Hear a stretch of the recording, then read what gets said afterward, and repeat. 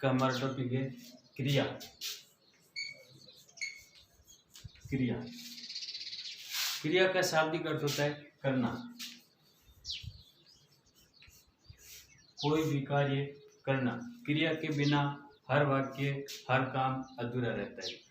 किसी भी कोई भी वाक्य है उसमें कर्ता, कर्म और काल काल का माध्यम है, वो क्रिया के आधार पर ही पता चल सकेगा हमें। और हिंदी भाषा की जननी है संस्कृत। संस्कृत और संस्कृत में क्रिया को धातु कहा जाता है। धातु, और धातु के पीछे ना जोड़ने से क्रिया बनती है। धातु के पीछे ना जोड़ने से क्रिया बनती है। जैसे पढ़, पढ़ पढ़ पढ़ के पीछे ना जोड़ा, पढ़ धातु है और उसके पीछे ना जोड़ा तो क्रिया बन गई पढ़ना। उठ, उठ के पीछे ना जोड़ा उठना। लिख, लिख के पीछे ना जोड़ा तो बन गई लिखना क्रिया। कहने का तात्पर्य ये है कि संस्कृत हिंदी भाषा की जननी है और संस्कृत में क्रिया को धातु कहते हैं और धातु के पीछे ना जोड़ने से हिंदी में क्रिया बनती है और क्रिया के बिना कोई भी वाक्य पूर्ण नहीं होता। जैसी क्रिया की परिभाषा, परिभाषा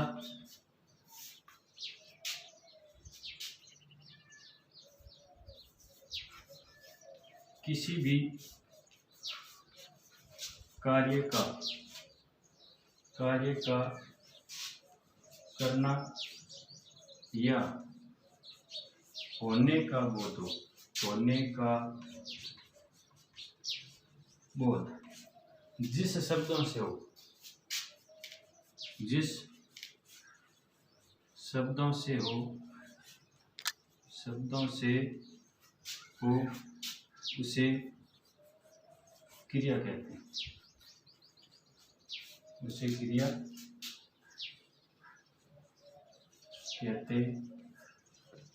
हैं। किसी भी कार्य का करना या होने का बोध जिस शब्दों से होता है उसे क्रिया कहते हैं। क्रिया के भेद, क्रिया के भेद ध्यान से देखना है। कर्म के आधार पर, कर्म के आधार पर और काल के आधार पर, काल के आधार पर। कर्म के आधार पर क्रिया के 2 भेद होते हैं और काल के आधार पर क्रिया के 3 भेद होते हैं। अब कर्म के आधार पर कौन कौन से होते हैं और काल के आधार पर कौन कौन से होते हैं? कर्म के आधार पर सकर्मक क्रिया, सकर्मक क्रिया, और दूसरा है अकर्मक क्रिया। कर्म के आधार पर 2 प्रकार, सकर्मक क्रिया और अकर्मक क्रिया। और सकर्मक क्रिया के भी 2 प्रकार होते हैं, एक कर्मक और दूसरा है द्विकर्मक। ये दोनों सकर्मक क्रिया के भाग है, एक कर्मक और द्विकर्मक। अब एक काल के आधार पर क्रिया के भेद। काल के आधार पर क्रिया के भेद कितने अभी बताए थे? 3 भेद होते हैं। पहला भूतकालिक, भूतकालिक क्रिया। दूसरा वर्तमानकालिक क्रिया, वर्तमानकालिक क्रिया। और तीसरा है भविष्यकाल क्रिया, भविष्यकालिक क्रिया। काल के आधार पर 3 प्रकार, और क्रम के आधार पर दो प्रकार। अब हम देखेंगे इनका वर्गीकरण। काल के आधार पर क्रियाओं का वर्गीकरण, काल के आधार पर क्रिया का वर्गीकरण और क्रम के आधार पर क्रियाओं का वर्गीकरण।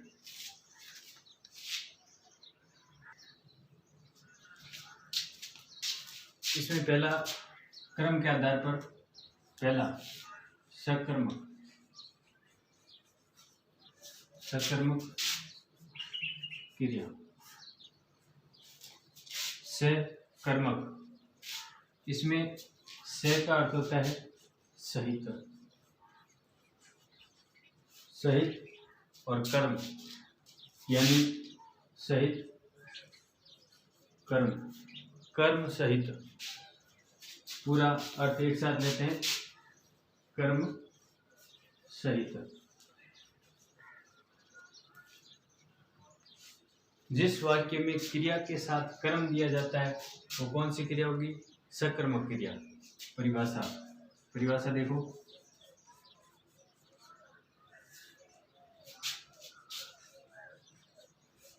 जिस वाक्य में क्रिया का फल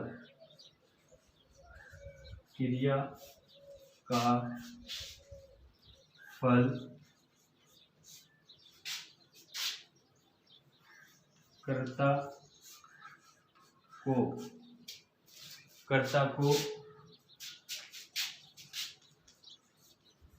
छोड़कर कर्म पर पड़े, कर्ता को छोड़कर कर्म पर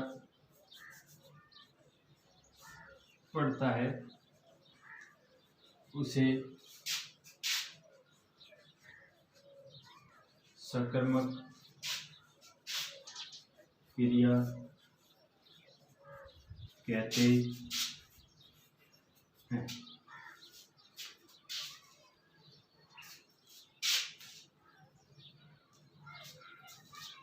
जिस वाक्य में क्रिया का फल कर्ता को छोड़कर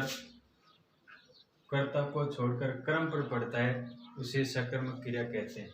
जैसे बच्चा चित्र बना रहा है, गीता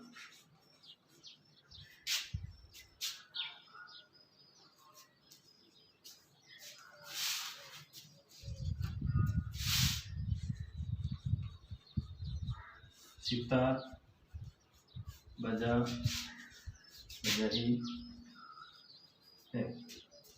बच्चा चित्र बना रहा है, गीता सितार बजा रही है। इसमें यदि प्रश्न बनाए तो बच्चा क्या बना रहा है? चित्र बना रहा है। तो जो बना रहा है क्रिया का फल किस पे पड़ा? चित्र, क्रम पर पड़ा। गीता सितार बजा रही है, बजाना एक क्रिया हो गई, और बजाने क्रिया का फल किस पे पड़ रहा है? क्रम पर। जैसे प्रश्न बनाए तो गीता क्या बजा रही है? गीता सितार बजा रही है। इस आधार पर यदि कर्ता का क्रिया का फल है क्रम पर पड़ता है तो सकर्मक क्रिया होगी। सकर्मक क्रिया के दो भेद, पहला एक कर्मक जिसमें एक क्रम होता है। जैसे माँ उपन्यास पढ़ती है। एक क्रमक माँ उपन्यास पढ़ती है। माँ क्या पढ़ती है? पढ़ती क्या है? उपन्यास पढ़ती है। कर्म एक ही कर्म है, इसलिए माँ उपन्यास पढ़ती है, एक कर्म हो गया, तो इसको कहेंगे एक कर्मक क्रिया। द्विकर्मक क्रिया, द्विकर्मक क्रिया।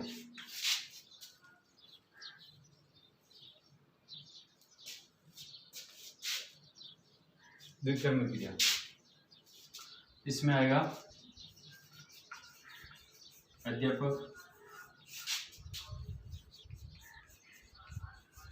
छात्रों को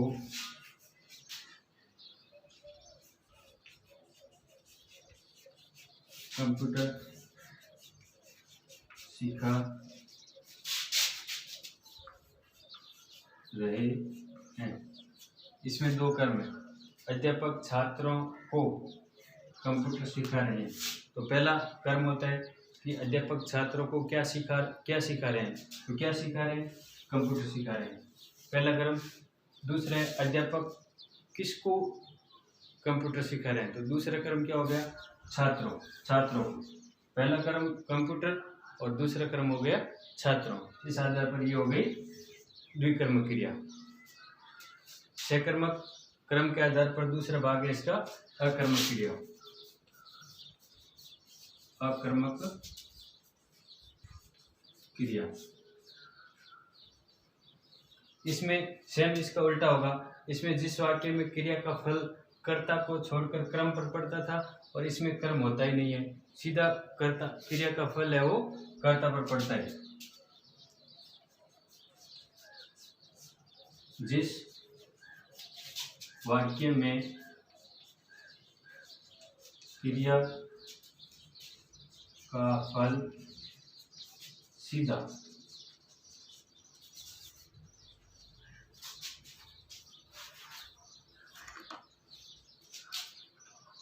फल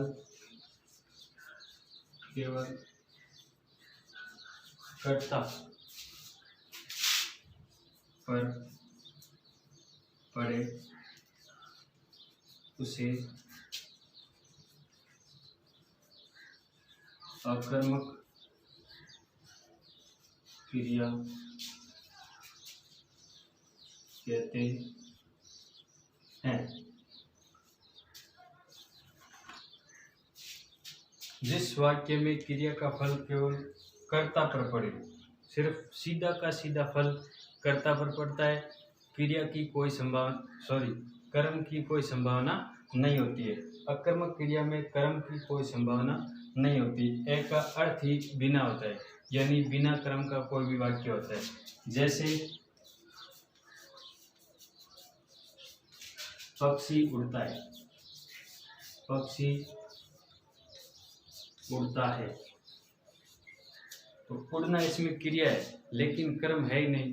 पक्षी उड़ता है, सीधा करता है, कर्ता पक्षी हो गया, और उड़ना क्रिया हो गई, कर्म है ही नहीं। और नहीं इसमें यदि कर्म होता तो प्रश्न बनता, और ऐसे वाक्य में प्रश्न भी नहीं बनते।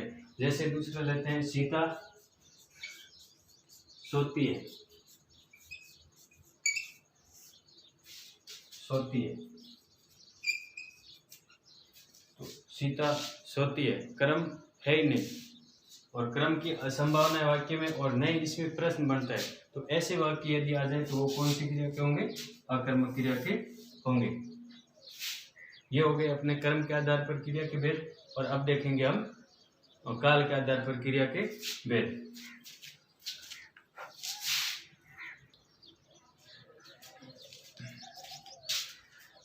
जैसे भी पहले बताया था, काल के आधार पर क्रिया के 3 भेद होते हैं, और जिस काल में क्रिया संपन्न होती है उस आधार पर क्रिया के 3 भेद होते हैं। पहला बताया था भूतकालिक क्रिया। भूतकालिक क्रिया यानी भूतकाल यानी बीता हुआ समय, और बीते हुए समय में कोई भी क्रिया यदि पूर्ण हो गई वो भूतकालिक क्रिया कहलाएगी। जो क्रिया बीते समय में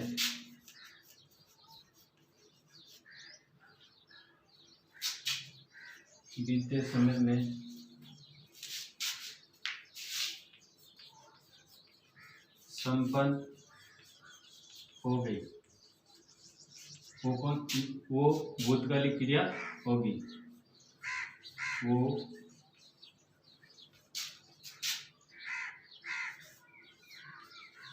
भूतकालिक क्रिया होगी। जैसे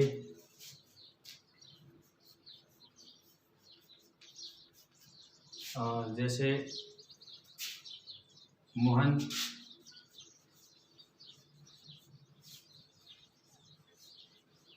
खेल रहा था,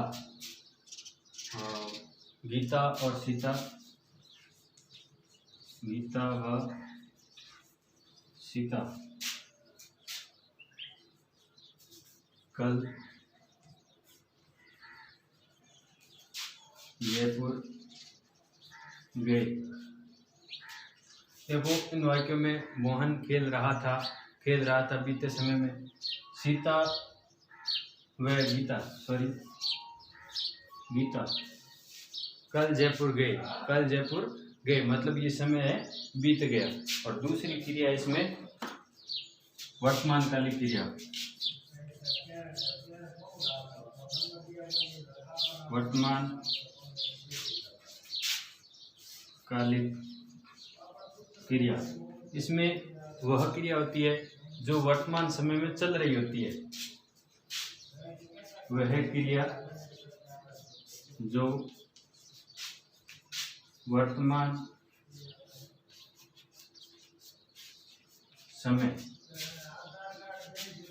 समय में चल रही होती है, यानी पूरी नहीं हुई है, वर्तमान समय में अभी चल रही होती है, उसे वर्तमान कालिक क्रिया कहते हैं। जो अभी वर्तमान समय में चल रही होती है उसे वर्तमान क्रिया कहते हैं। जैसे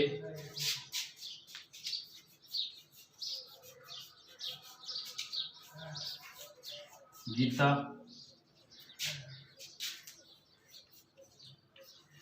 हॉकी खेल रही है, मतलब खेल रही है, अभी भी खेल रही है। माँ खाना बना रही है, अभी बना रही है, नहीं तो बनाएगी और नहीं बना लिया, अभी बना रही है, मतलब अभी वर्तमान समय में ये क्रिया चल रही है, इसलिए ये होगा वर्तमान कालिक क्रिया। और तीसरा इसका भाग भविष्यकाल,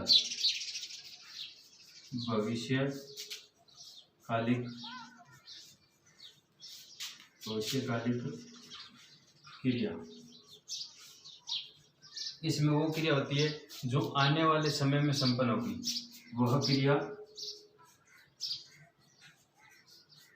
क्रिया जो आने वाले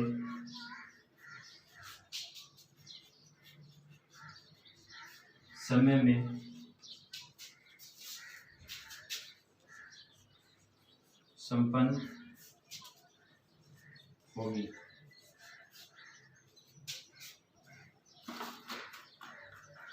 वह क्रिया जो आने वाले समय में संपन्न होगी उसे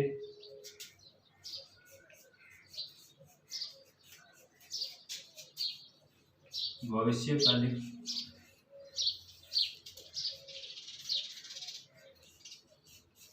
क्रिया कहते हैं। आने वाले समय में, जैसे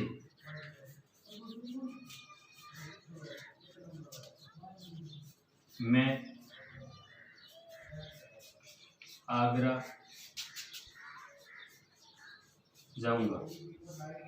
जाऊंगा, कभी भी जा सकता हूँ, आने वाले समय में ही जाऊंगा।